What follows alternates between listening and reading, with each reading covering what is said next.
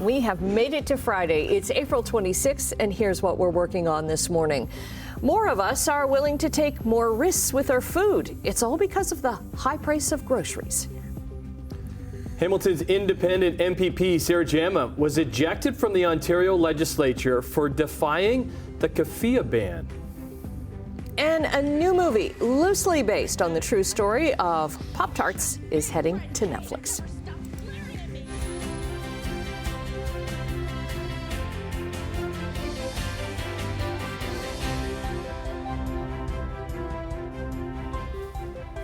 Hi, friends. Big into Pop-Tarts? No. No, I wasn't either. We weren't allowed to have. We weren't allowed either.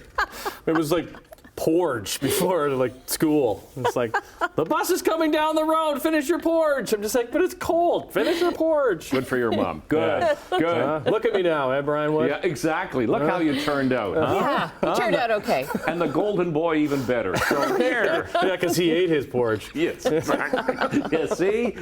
There's a lesson for you. All right, how are we doing today? We're chilly once again this morning. Okay. Yeah, we are. I've heard of people scraping their windshields this morning. So I had a very thin coating of ice on mine. I didn't have to scrape it. I just did the windshield wiper and the. Yeah.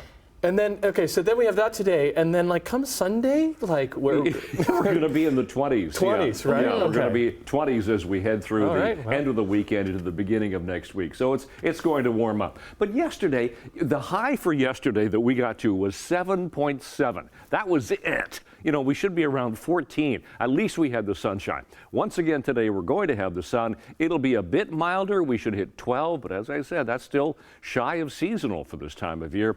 The warmer air will start to push in for tomorrow, but so will the rain.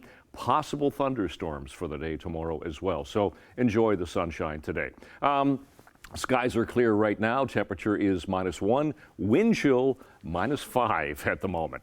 Let's have a look at traffic. 403 Waterdown Road, nothing there. Usual, that's the way it is this morning. All doing fine except for the QEW. The QEW going through Mississauga. We have a collision already this morning. This is the QEW. The camera at Mississauga Road looking toward here, Ontario in the distance. So everybody's got to squeeze over to one left lane because we have a collision. 2 right lanes are blocked. Emergency crews there, blocking crews as well. Even the right shoulder is blocked, but at least you can get by on that left lane. That's the only problem that we have at the moment. Everything else is pretty light right now. We'll look at weather and traffic coming up right now. The news. Okay.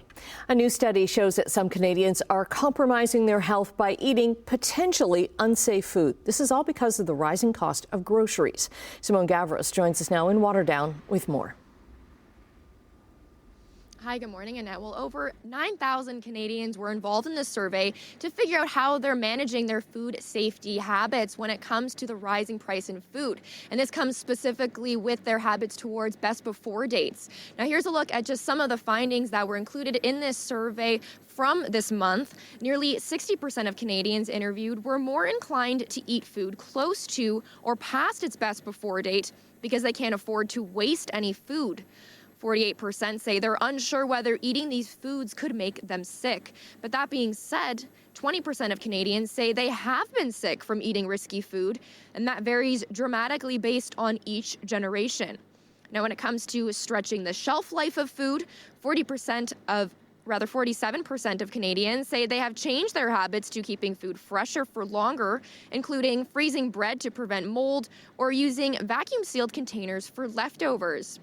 Now, Sylvain Charlebois, who is director of the Agri-Food Analytics Lab that did this survey, says, quote, "This behavior driven by economic necessity exposes a critical vulnerability in our food system where food security and food safety intersect." Now, this morning, we're going to be catching up with shoppers to get their reaction to this recent survey and also hear a bit more about their habits toward food safety. But for now, Tim, I'll send things back to you. All right, thanks, Simone. Well, the provincial by-election for the Milton riding is now just under a week away. The seat was vacated when former Conservative MPP Parm Gill announced in January that he's going to run federally. Candidates from the Green Party and NDP say they're focusing on housing, education, and the environment. The biggest things that Miltonians have been telling me is to hold Ford and the PC Conservatives accountable in the legislature. We have a really good housing plan. He should have the fourplexes. He should have density right of way. These are good ideas. This will get it done, as he loves to say. Why not take us up on it? So this week, public polling from Main Street Research, they showed a poll that the race is extremely close. The Liberal candidate was leading by just under 2%, followed by the Conservative Party, with the Green Party running a distant third and the NDP in the bottom spot. So you can watch CHCH News interview with the Tory and Liberal candidates tonight on the evening news at 6. Heads up if you're heading down Highway 5 in Waterdown this morning. Basically, don't if you can. In a tweet, Councillor Ted McMeekin says an emergency sewer repair is going to mean restrictions on an already tight section of the road. McMeekin says Dundas Street between Hamilton and Main Streets will see staged lane restrictions. The work is set to start at 9 this morning. There's no word yet when it's expected to wrap up. City of Brantford getting ready to host the Ontario Special Olympics Summer Games next year. It's a collaboration with Six Nations Police, Ontario Provincial Police, and the Wayne Gretzky Foundation. More than 1,000 athletes and coaches from across the province will take part, playing a variety of sports, including bocce, golf, track and field, soccer, and softball. The athletes say they can't wait for the games to begin. I'm in swimming, basketball, track and field, and soccer. It really means to me to get myself out there and meeting new friends and staying active too. We're very excited for the city and the athletes and the volunteers and the parents. I think it's just going to be one of the best events Brantford's ever had. It's also going to be an opportunity for athletes to qualify for their spot on Team Ontario before the 2026 National Summer Games in Medicine Hat, Alberta. And the search is on for more Canadian athletes. This Sunday at Mohawk College, RBC is going to host tryouts for their training ground program. Scouts from 11 Olympic sports will be looking for new talent. The tryouts are open to any athlete between 14 and 25, and it doesn't matter what sport they play. These scouts are going to be looking for raw athleticism by gauging core speed, power, strength, and endurance. The program is now in its 9th year, and it's funded 13 Olympians and 7 medalists, many in sports that they wouldn't have considered. The tryouts at Mohawk are free. You can sign up online at trainingground.olympics.ca. Okay, let's get into sports line. And this time of the year in this country for sports fans, it's all about the NHL playoffs. And for 50 years, the voice of the sport in Canada was Bob Cole. We lost that voice yesterday. Gilmore back to the net. Andrechuk in front with Borshevsky. It is Gilmore waiting around the net. He's open. Gilmore! Desjardins following the play, and he missed in the short side. Here he is again. Scores! Desjardins! And the Canadians win in overtime. Oh, man. So many great calls from the great Bob Cole. He is the soundtrack of the sport and inspired so many, including this hockey fan right here, with his levels of projection. You knew how important it was if he got higher and higher up the decibel, like this one right here. Ron McLean talked about that yesterday, remembering his friend. The legendary Hockey Night in Canada broadcaster who hailed from Newfoundland was behind the mic at the CBC for over 50 years on radio and television before retiring in April of 2019. Inducted into the Hockey Hall of Fame in 1996, he died Wednesday night in his hometown of St. John's. The sound of hockey, Bob Cole, was 90. Long change in the second period. Here's Montour with a drive. Score! Well, in Game 2 of this series, it was Waterdown's Carter Verhaeghe leading the Florida Panthers to a 2-0 lead over Tampa. Last night, another local. Ashrekan's Brandon Montour, his point shot broke a 2-2 tie, turned out to be the game winner. Panthers win away from the second round and sweeping away the Lightning with the 5-2 win. Carolina also up 3-0 with a 3-2 win over the Islanders. Both teams can end their series tomorrow afternoon. Here's Salvador Perez. And this one drilled to left field, and there's no doubt about it. Man, oh man. He has been raking this entire Blue Jays trying to help, Blue Jays' Jose Barrios trying to help Toronto get a split in Kansas City, but didn't start the best as Salvador Perez would take him deep for a 2-run shot in the first inning. Jays would get a run back in the fourth. Then the skies opened up and delayed the game for almost 4 hours. So when they returned, it was deemed the field was unplayable. But since they played 5 innings, that's an official game. So the Jays lose a tough one in 3 of 4. They return home, and they host Shohei Ohtani and the Dodgers starting tonight. Let's go to the NBA. Joel Embiid revealed that he was treated for a mild case of Bell's palsy for the past week as the Sixers tried to get back into their series with the New York Knicks, but the unexplained facial muscle paralysis did not affect him last night. He would score 50 points.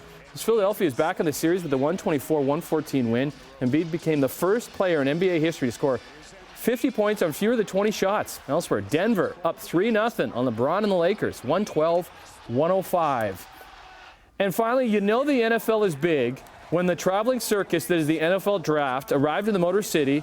Detroit hosted the draft for the first time last night. Over 275,000 people descended into a parking lot in downtown Detroit to watch 32 new players join the league in the first round. Reminder. How did you even see anything? You don't. You just hear the names called, and it's not even the teams that you like. Chicago Bears. Yeah, Bears had the first overall pick. With the first pick in the 2024 NFL Draft, the Chicago Bears select Caleb Williams. Yeah, as expected, Chicago Bears selected Southern California quarterback Caleb Williams with the first overall pick, and the QB and offense-heavy first round. 23 offensive players selected in the first 32. That's never happened. 6 of them quarterbacks. That matches the 1983 draft. Locally, the Buffalo Bills traded back twice in the first round, did not have a pick, but they will choose first at number 33 when the second round gets going tonight. Coming up on 12 minutes after 6 o'clock, it is Friday morning, and we've got the sunshine almost up. Just a little over 5 minutes, the sun will be up, so it's going to be a nice sunny day. Starting with traffic, 403 Waterdown Road looks good so far this morning. You don't want to start off a collision on a Friday morning. You want things to roll nicely, but yes, we do have a collision. QEW, Mississauga Road camera. So we're looking at Toronto-bound lanes heading away from us toward Hurontario in the distance. So the right shoulder, 2 right lanes are blocked. Everybody's got to squeeze over to that one left lane trying to get by that collision. Otherwise, St. Catharines, nothing at Glendale, nothing at Centennial Parkway. Nice and easy going east of Brant, east of Royal Windsor, all the way through the 427. Just that one problem at Mississauga Road. All right, to our temperature.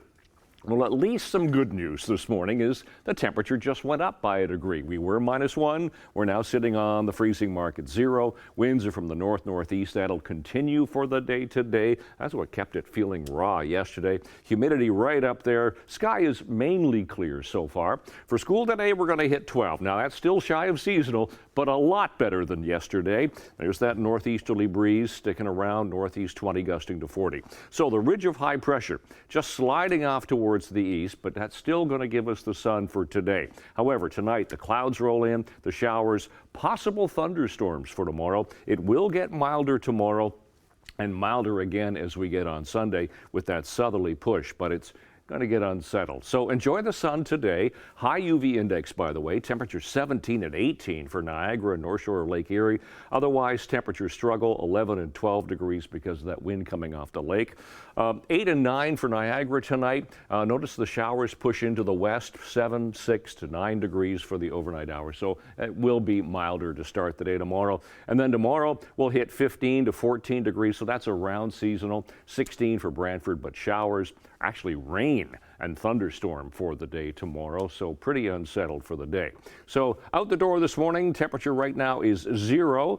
It is sunny, but I'd call that cold to start because we still have a wind chill of -5. Long range coming up by that, Tim. Oh, that's good news for Emily. Well, isn't it interesting? So in that forecast, Brian, when you were talking about wind chill, but then UV index in the same forecast? Exactly. Isn't that strange? Really? Yeah, UV index high today. Yeah. Does that happen very often? Welcome to Sprinter. Yeah, right. Well, no, you can still get a sunburn when you're skiing. Oh, yeah, sure. I guess, yeah. Yeah, the glare? Totally, yeah. Hey. Okay, chit chat. Now I've lost my train of thought because I'm thinking about like humidity and wind chill, and now I'm all in like weather brain. Okay, back into entertainment brain. Taylor Swift breaking another record at Spotify because she hasn't done it enough already. And you guys eat breakfast cereal ever? Yes. Yeah, the non-sugary kind. I really feel sympathy. You're an adult. You buy your own cereal. Oh, do you mean now or as a kid? Children. Now? Well, yeah, now. No, I could. Then I have to hide it from my kids because they're not allowed to have it. See, I don't have that problem. I have my own secret cupboard full of Captain Sugary Crunch. cereals. Sometimes I have cereal for supper. Me too. Yeah. High five in it. Totally. What kind? Frosted mini wheats. Okay. Oh, they're the best. Yep. The frosted mini wheats, not the regular ones, but the brown sugar ones. Yes. My favorite. Right? Got the big boxes in the pantry. And I are same person. We're going to talk about the new movie, Unfrosted, that drops on Netflix on May the 3rd, and it looks hilarious. Yeah, very good. We'll see you on the couch, I bet. Okay, coming up in business news, Honda getting a big boost in Ontario. We'll have the latest on a very large local investment. Coming up on 6:18 on your Friday morning. Overseas trading, the Canadian dollar is up 3 basis points to 73.25 cents U.S. Gold is up almost $18 an ounce. Crude is up 39 cents to $83.96 a barrel. Checking midday trading in Europe, markets up in London, Frankfurt, and Paris. To Asia, markets are up across the board in Tokyo, Hong Kong, and Shanghai. North American markets on Thursday, slight gains on Bay Street. Not too good on Wall Street, specifically for the Dow Jones, down 375. NASDAQ also triple-digit losses. Let's see how they can wrap up the trading week on this Friday, April the 26th. Honda Canada is going to open 4 new manufacturing plants in Ontario to assemble electric vehicles and to also make the batteries for them. Prime Minister Justin Trudeau and Premier Doug Ford were at Honda's Alliston plant for the announcement yesterday. So Honda is going to invest $15 billion, and the federal and provincial governments are expected to support around $5 billion of the projects through tax credits and indirect incentives. The new plants are expected to create about 1,000 direct jobs. The union representing Honda's auto workers, Unifor, is calling on the government to ensure that workers are supported through the transition. It's incumbent on governments who are making these investments to ensure that the jobs on the other end are good paying jobs, are union jobs in our opinion, because that's one way that you make sure that these jobs remain stable over a long period of time, and making sure that workers are protected through this transition that we're going through. Federal Conservatives are slamming the deal, saying there's no promise that the 1,000 new jobs will go to Canadians and not foreign workers. Honda says the new Ontario factories should be ready by 2028. When they're fully up and running, they'll be able to produce 240,000 electric vehicles a year. Pfizer Canada invested $500,000 to McMaster University this week to increase diversity in the vaccine workforce and to support students conducting research on groups who are vulnerable to infectious diseases. As we saw during the pandemic and as we've sort of known historically, one of the big issues with the ability of vaccines to sort of optimize protection against infectious diseases is that even when we have really good vaccines, they're not always equally accessible to the populations that need them. So Miller says the $500,000 funding will be distributed to several programs to students engaged in vaccine research. So he says the project students will work on includes developing new vaccines for potential future pandemic viruses, which we hope is a long, long, long time away. Okay, Brian is going to be back right after the break with your traffic and your 7-day forecast. It's the weekend! Yeah! 6:24, it is Friday, the 26th morning of April. We got problems on the roads already here this morning. Here's the QEW at Mississauga Road. We've got the right shoulder and 2 right lanes blocked, 1 left lane getting through. We had fire department vehicles there. They've gone, but just the blocking crew there. Well, look what's going on trying to get through Mississauga, Toronto bound. This goes back to Lorne Park. You can see what it's doing right there. All right, into St. Catharines. Martindale looks good. Nothing top of the Burlington Skyway, still fine. East of Bronte, then of course you continue on to Mississauga Road with that problem. No problems at all on the 403 at Burnham Thorpe, all doing fine through Mississauga there. All right, to our temperature, and it's getting better. We were -1 last hour. We're now sitting at 0 Mississauga, but we do have a wind chill. -5 is what it feels like. 2 Grimsby, 3 Toronto. Seasonals for this time of year are 4 for the overnight low and 14 for the daytime high. Keep in mind we got to 7.7 yesterday. That was it. Those are our sun times and our records for today. For school today, we should be 5 by the first bell. Temperature will climb nicely. 11 for after school. That's after we hit a high of 12 degrees for the day today. A bit of that northeast wind once again, but lots lovely sunshine. 7 overnight, so milder, but the clouds roll in, the rain, chance of thunderstorms tomorrow, and 15. Then in the 20s, 21 Sunday, 22 Monday, 20 on Tuesday. Each day, chance of showers, but a bit of sunshine. And May arrives on Wednesday, 16, still chance of showers. That's your forecast. Annette, Tim. Okay. We've got a story about a pretty remarkable kid, a grade 8 student in Wisconsin being hailed a hero. He jumped into action this week after his school bus driver had a medical emergency. Driving home, we were on 26 in Villard, and the bus driver turned on Villard, like on the street. I walked, see if she okay, and she ain't respond, so her foot was still on the gas. I scooted her over, moved her foot off the gas, and I just turned the wheel and pressed the brake at the same time. Just a matter of fact did all that. Yeah. That is AC Holland III. So what he did was prevent what could have been a severe crash. AC's father is super proud of him, and I would be too. It says he's not surprised that he was able to help because their family spends a lot of time together working on cars. So AC's school principal says the bus driver is recovering in hospital, and he is being hailed a hero. Apparently the great stuff. Bus AC. driver had slumped over onto the steering wheel, and that bus was going into another lane of traffic. Okay, wow. It's a good way to end the half hour, I think. Good way to start your Friday if you're just getting up. We got a lot more for you on this April the 26th, last Friday of the month.